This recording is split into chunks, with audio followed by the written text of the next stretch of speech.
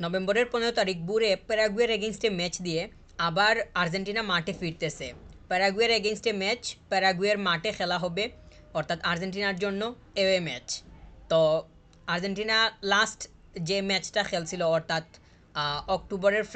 অক্টোবরের যে উইন্ডোটা ছিল, ওইটা তো ফ্রেন্ডলি না, ওয়ার্ল্ড কাপ কোয়ালিফাইংয়ের ম্যাচ অবশ্যই গুরুত্বপূর্ণ ছিল। আর প্যারাগুয়ের এগেনস্টে যে ম্যাচটা খেলবে সেটাও ওয়ার্ল্ড কাপ কোয়ালিফাইংয়ের ম্যাচ। তো বিগত ম্যাচটা বড় একটা স্কোর নিয়ে শেষ করছিল লিওনেল মেসি, সেখানে হ্যাট্রিক ছিল। তো লিওনেল মেসি অবশ্যই সুস্থ অবস্থায় আছেন, ফিট অবস্থায়। পরবর্তী ম্যাচে অবশ্যই শুরুর থেকে পাওয়া যাবে বলেই মনে করতেছি। আর 20 তারিখে পেরুর এগেনস্টে আবার ম্যাচ আছে। তো নভেম্বরে দুইটাই ম্যাচ, দুইটাই হইতেছে ওয়ার্ল্ড কাপ কোয়ালিফাইংয়ের ম্যাচ। স্কোয়াড থেকে আমরা দেখতেছি যে মানে পাওলো দিবালাকে বাদ দেওয়া হয়েছে তার কারণবশত। তো পাওলো দিবালা সে যে খুবই নিয়মিতভাবে বিগত সময়গুলোতে আর্জেন্টিনা ন্যাশনাল টিমের হয়ে খেলে আসতেছে সেইটা না। আর নিকো গঞ্জালেসকে গত উইন্ডোতে পাওয়া যায়নি ইঞ্জুরির কারণে, সে আবার ফিরছে। তো তিয়াগো আলমাদাকে গত উইন্ডোতে পাওয়া গেছিল, সে ছিল এবং ওইখানে তার মোটামুটি সে খেলার সুযোগ পাইছে এবং পারফরমেন্সও ভালো ছিল। এই জন্য নভেম্বরের এই যে উইন্ডোটা, এইখানে স্কোয়াডেও সে জায়গা পাইছে।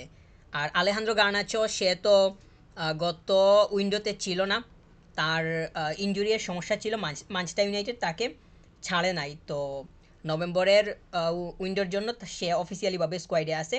তো আশা করা যাচ্ছে যে সে হয়তো খেলার সুযোগ পাইতে পারে, যেহেতু সে ম্যানচেস্টার ইউনাইটেডে রেগুলারলি খেলতেছে আর তার পারফরমেন্সও ভালো। অন্যদিকে নিকো গঞ্জালেজকে যদি দেয়া হয় মানে স্টার্টিংয়ে কিংবা লেফট উইং সাইডটাতে, তাহলে সেইটা হয়তো মানে মানে দেয়া নাও হতে পারে, কারণ সে তো মানে ইনজুরির কারণে তার কিছু ম্যাচও মিস হয়েছে। আর তার একটু ধারা বজায় রাখতে একটু মানে ঘাটতি দেখা গেছে বিগত সময়গুলোতে। তো এই কারণে হয়তো সে প্রেফারেবল নাও হইতে পারে। আমার কাছে মনে হয় যে গার্নাচোকে প্রোভাইড করা যাইতে পারে কিংবা ইউজ করা যাইতে পারে এই পজিশনটাতে, যেহেতু সে ম্যানচেস্টার ইউনাইটেডের হয়ে রেগুলারলি খেলে আসতেছে। তো দেখা যাবে যে অ্যাটাক লাইনে যদি গার্নাচোকে দিয়ে দেওয়া হয়, কম্বিনেশন যদি ঠিক থাকে, ওইখানে তো লিওনেল মেসি থাকবেন। আর যদি লাউতারা মার্তিনেজ অথবা হুলিয়ান আলভারেজ দুইজন থেকে একজন থাকে, তাহলে ওই দুইজনের সাথে মানে কম্বিনেশন যদি গার্নাচোয়ের ভালোভাবে মিলে, তাহলে সেখান থেকে ভালো ফলাফল আসবে কিংবা মানে অ্যাটাক লাইনটা ঠিকঠাক অবস্থানে থাকবে বলেই মনে করতেছি। আলমাদাকে দিয়ে দেওয়া হলে সেটা খারাপ হবে না। আলমাদাও যথেষ্ট পরিমাণ আমরা যখন দেখতেছি যে আর্জেন্টিনা এর স্কোয়াডের সাথে সে অ্যাড হইতেছে কিংবা খেলার সুযোগ পাইতেছে, তখন সে নিজেকে খুব ভালো মতো মানে মানে দিয়ে দেওয়ার চেষ্টা করতেছে। আর ইমিলিয়ানো মার্তিনেজ সে তো গত দুইটা ম্যাচ মানে ব্যান ছিল, তার কারণবশত আপনারা জানেন। তবে আন্ডারস্ট্যান্ডিংয়ের সুবিধার্থে বলে রাখতে চাই, তাকে নিষেধাজ্ঞা দেওয়া হয়েছিল তার কিছু আচরণগত সমস্যার কারণে। তো এই জন্য সে অক্টোবরের যে দুইটা ম্যাচ ছিল আর্জেন্টিনার অফিসিয়ালি, এই দুইটাতে সে পার্টিসিপেট করতে পারে নাই তার নিষেধাজ্ঞার কারণে। তো তার ব্যানটা এই মুহূর্তে উঠে গেছে। তো সে আগামী ম্যাচের জন্য অবশ্যই সে অ্যাভেলেবল। আর পরবর্তী ম্যাচ অর্থাৎ 20 তারিখে পেরুর এগেনস্টে যে ম্যাচ আছে সেইটার জন্য সে অ্যাভেলেবল অবস্থায় আছে। তো দুইটা ম্যাচেই তাকে দেখা যাবে বলেই মনে করতেছি। এমিলিয়ানো মার্তিনেজের অনুপস্থিতিতে বিগত ম্যাচগুলো বা বিগত উইন্ডোতে রুলি খেলছিল। রুলিকে যে খুব বেশি মানে মানে আহ, বেশি পরীক্ষা দেয়া লাগছিল কিংবা খুব বেশি করা লাগছিল সেটা হয়নি। ডিফেন্স অবশ্যই সলিড অবস্থায় ছিল। তো ইলিয়ানো মার্টিনেজ যেহেতু ব্যাক করছে, তাহলে বলা যায় যে গোলকিপারের পজিশনটা নিয়ে আর্জেন্টিনা অনেক বেশি মানে নিশ্চিন্তে থাকতে পারবে। আর স্যাটিসফ্যাকশনটা তো অবশ্যই ম্যাচের পরে বোঝা যাবে যে কতটুকু পার্সেন্টেজটা কতটুকু আসতেছে না আসতেছে। আর মলিনা সে তো থাকতেছে, মন্টিয়েল, ক্রিস্টিয়ানো রোমেরোকে তো গত উইন্ডোতে পাওয়া যায়নি, সে এখন আছে। জার্মান পেটজেলা খুব সম্ভবত সে ইনজুরির কারণে বাদ পড়ছে, অর্থাৎ ডিফেন্ডার যে সে। তবে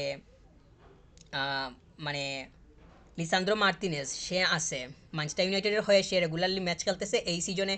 অর্থাৎ ম্যানচেস্টার ইউনাইটেডে লিসান্দ্রো মার্তিনেজ এবং গার্নাচো এই দুইটা প্লেয়ার বলা যায় যে নিয়মিতভাবেই খেলতেছে, তবে বেশি সময় খেলছে লিসান্দ্রো মার্তিনেজ। একদম সিজনের শুরু থেকে এখন পর্যন্ত ম্যানচেস্টার ইউনাইটেড তারা যেই দ্বারাতে খেলতেছে তাদের কোচের পরিবর্তন কি ওই দিকে যাইতেছি না, তাদের অনেক মানে হিসাব আছে, কিন্তু মানে প্লেয়ার যখন খেলতেছে বা মানে স্টার্টিং 11 যখন দেয়া হইতেছে তখন লিসান্দ্রো মার্তিনেজের নামটা অবশ্যই থাকতেছে এবং সে ওইখানে খুবই ভালো অবস্থায় খেলতেছে। তার সুস্থতা অবশ্যই আছে, পজিটিভিটি কিংবা ব্যাকলাইনে সে যথেষ্ট পরিমাণ সলিড অবস্থানে আছে, যেইগুলার দেখা আর্জেন্টিনার জার্সিতে অবশ্যই পাওয়া যাবে বলে মনে করতেছি যদি সে পজিটিভ অবস্থায় থাকতে পারে। আর সে যখন খেলে আর্জেন্টিনার জার্সিতে তখন দেখা যায় যে সে তার সর্বোচ্চটা দিচ্ছে কিংবা সে তার জায়গা থেকে যতটুকু করা সম্ভব ততটুকুই করতেছে। তো এগুলার প্রমাণ বিগত সময়গুলোতেও পাওয়া গেছে। আর লিওনেল মেসি তিনি তো 2024 কোপা আমেরিকার ফাইনালে ইঞ্জুরিতে পড়ছিলেন, সেইটা আপনারা জানেন। তো ইঞ্জুরি কাটিয়ে তিনি ফিরে এসে ওনার ক্লাব ইন্টার মায়ামির হয়ে তিনি পার্টিসিপেট করতেছেন, ওইখানে তিনি মানে বেশ কিছু ম্যাচও খেলে ফেলছেন। তাছাড়া তো ইঞ্জুরি কাটিয়ে তো গত উইন্ডোটাও তিনি মানে কন্টিনিউ করলেন। তো এই উইন্ডোতে উনি সুস্থ অবস্থায় আছেন, তো আমার কাছে মনে হয় যে একদম শুরু থেকেই পাওয়া যাওয়ার সম্ভাবনা বেশি থাকবে। আর তিনি তো মানে ফিট থাকলেই আমরা স্টার্টিংয়ে মানে দেখতে পারি। আর মাঝখানের অবস্থাও ভালো অবস্থানে আছে, যতগুলা প্লেয়ার মানে যারা আছে নিয়মিত একদম একদম এনজো ফার্নান্দেজ থেকে শুরু করে মানে ম্যাকঅ্যালিস্টার সবাই স্কোয়াডে আছে, লিয়ান্ড্রো পারেদেস, রদ্রিগো ডিপল সবাই আছে। তো এই জায়গাও স্টেবল অবস্থায় আছে, প্যালাসিওসও আছে। তো মানে মোটামুটি একদম একদম স্ট্রং স্কোয়াড বা একদম রেগুলার যে স্কোয়াডটা থাকে সেইটাই এই নভেম্বরে প্রকাশ পাইছে। একদম প্লেয়ার্সগুলা ব্যান হওয়ার কারণে কিংবা নানা কারণে যারা গত উইন্ডোতে অ্যাড হতে পারে নাই তাদের আবার ফিরে আসাটা হয়েছে। সব প্লেয়ার একসাথে ফিরে আসছে, আবার আর্জেন্টিনাও ফিরতেছে। তো অবশ্যই মানে যেহেতু এওয়ে ম্যাচ, এখানে হয়তো কিছু বিষয় আদি থাকতে পারে, যেমন মানে এওয়ে ম্যাচে যদি কোনো সমস্যা হয় মানে মানিয়ে নেওয়া কিংবা খেলার বিষয়টা, সেইটা হয়তো এত বেশি হবে না। আর্জেন্টিনা যেহেতু মানে ভালো ধারার মধ্য দিয়ে যাইতেছে। আর তাছাড়া যেই ওয়ার্ল্ড কাপ কোয়ালিফাইংয়ের টেবিলটা আছে সাউথ আমেরিকার, ওইখানে তো টেবিল টপে অবস্থান করতে আসে আর্জেন্টিনা। তো ওইখানে ভালো অবস্থানেই আছে, পয়েন্টের ডিফারেন্স সেকেন্ড পজিশনে যে আছে তার সাথে ভালোই আছে। তো বলা যায় যে পেরুর এগেনস্টে ভালো একটা ম্যাচ হবে, যেহেতু পূর্ণ একটা মানে স্কোয়াড আছে। আর স্টার্টিং এলিভেনটাও শক্তভাবেই পাওয়া যাবে, একদম ইমিলিয়ানো মার্তিনেস থেকে শুরু করে লিওনেল মেসি পর্যন্ত একদম ডিফেন্স মাঝখান একদম এবং ফাইনাল তার সব জায়গাতেই স্ট্যাবিলিটিটা দেখা যাবে। আর সবাইকে যদি লিওনেল স্কালোনি একদম যদি মানে যে স্কোয়াডটা একদম স্ট্রং, এই যে স্টার্টিং এলিভেনটা একদম স্ট্রং, তাদেরকে যদি প্রেফার করা হয় তাহলে আমার কাছে মনে হয় যে পেরুর এগেনস্টে ভালো একটা ম্যাচ দেখার সম্ভাবনা থাকবে এবং এইখান থেকে ভালো ফলাফল বের করে নিতে এত বেশি সমস্যা হবে না। তবে এই মুহূর্তে এত নিশ্চিতভাবে কোনো কিছু বলা সম্ভব না, কারণ ফুটবল তো একদম আনপ্রেডিক্টেবল। ম্যাচের আগে তো ওইভাবে বলা যাবে না যে একদম মানে রেজাল্ট নিয়ে কিংবা 3 পয়েন্ট নিয়ে বের হয়ে আসবে। তবে অবশ্যই প্রত্যাশা এটা যে সবাই পজিটিভ অবস্থায় থাকবে এবং সুস্থ অবস্থায় খেলাটা শেষ করবে। তো সুস্থ থেকে একদম ইনজুরি ফ্রি থেকে ম্যাচ শেষ করতে পারাটাও বর্তমান সময়ে অনেক চ্যালেঞ্জিং একটা বিষয়, সেইটা আপনারা জানেন। প্লেয়ার্সরা ফ্রিকোয়েন্টলি মানে ইনজুরিতে পড়তেছে, তো এইটা কোনোভাবে এক্সপেক্টেড হবে না যদি কোনো মানে বাজে কোনো কিছুর সাথে মুখোমুখি হওয়ার তো কোনো ধরনের মানে প্রত্যাশা কোনোভাবেই না। তো ম্যাচটা ঠিকঠাক মতো শেষ হলে পেরুর এগেনস্টে আবার 20 তারিখে ম্যাচ আছে, ওইখানেও এনার্জেটিক একটা স্টার্টিং ইলেভেন দেখার সম্ভাবনা থাকবে যদি মানে এই ম্যাচটা ঠিকঠাক মতো শেষ করা যায়। তো প্যারাগুয়ের এগেনস্টে যেহেতু প্যারাগুয়ের মাঠে খেলা, তো ওইখানে প্যারাগুয়ের সমর্থক বেশি থাকবে, সেটা তো অবশ্যই। আর যেহেতু আর্জেন্টিনা মানে মানে বিগত উইন্ডোতে অক্টোবরের উইন্ডোতে বেশ কিছু প্লেয়ার মাঠের বাইরে ছিল, আর তাদের কারণে আরও অন্যান্যরা সুযোগ পাইছিল। এইটা একটা তাদের জন্য অনেক পজিটিভ সাইন ছিল। এবং যারা ফিরে আসছে তো তাদের কারণে তো এখন আবার মানে স্কোয়াডটা অনেক ভারী হয়েছে কিংবা অনেক স্ট্রং হয়েছে। তো স্টার্টিং এলিভেনটা যদি শক্তভাবে মানে দাঁড় করানো যায়, মানে অবশ্যই শক্ত অবস্থানেই আছে এবং এইটার কম্বিনেশনটা পূর্বের মতো যদি পাওয়া যায় তাহলে প্যারাগুয়ের এগেনস্টে 3 পয়েন্ট বের করে নিতে পারাটা এত আহামরি হবে না, এটা অবশ্য প্রত্যাশিত কিংবা এটা প্রেডিক্টেড।